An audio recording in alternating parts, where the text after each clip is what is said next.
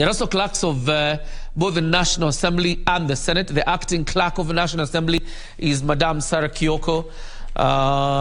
And we also have the clerk of the Senate, also in Tau, Jeremiah Nyegenye, to receive the Deputy President, the Honorable Rigathi Gachagua. So the only thing we're waiting for right now is the arrival of President Dr. William Samoei Ruto.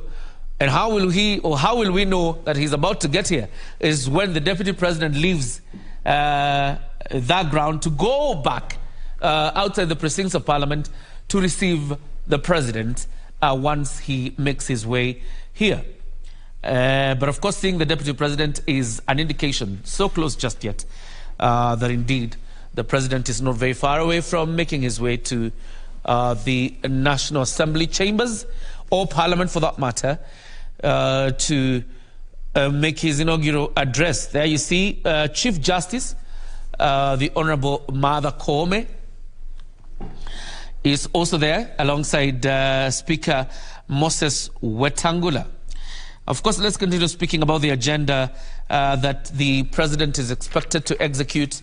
We've talked about the funding of the bottom-up agenda or the plan, the Kenya Kwanza manifesto, looking at how badly Kenya is doing in terms of debt repayment and the colossal amounts of money that we have incurred in terms of debt.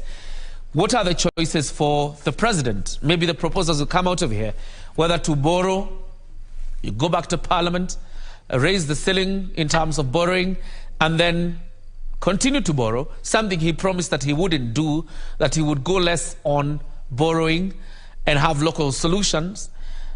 Or if you don't want to go the path of borrowing, does it mean then that you continue or you tax Kenyans more? That is the catch-22 situation the President has to deal with.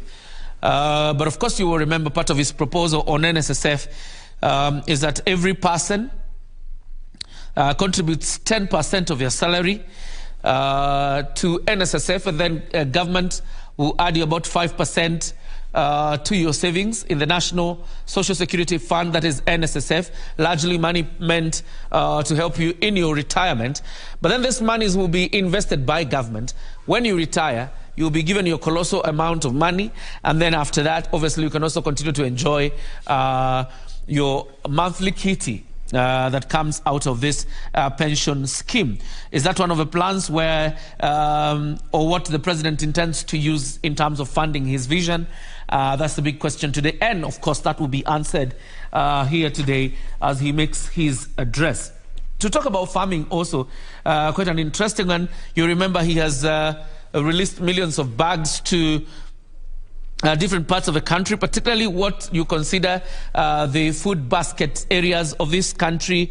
You're looking at Rift Valley, Western, and parts of central Kenya, where this fertilizer has been released to.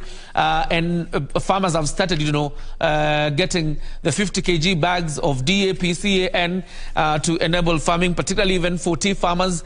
And he will also talk at large about this program of subsidy. And you remember earlier we were saying from his inauguration speech at Kasarani about 3 weeks ago, the President said we cannot continue to fund consumption or to subsidize consumption.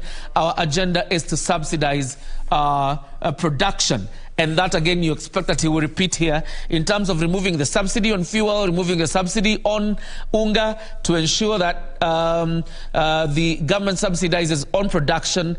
And when it comes to the issues of fuel, because the market prices are stabilizing as we move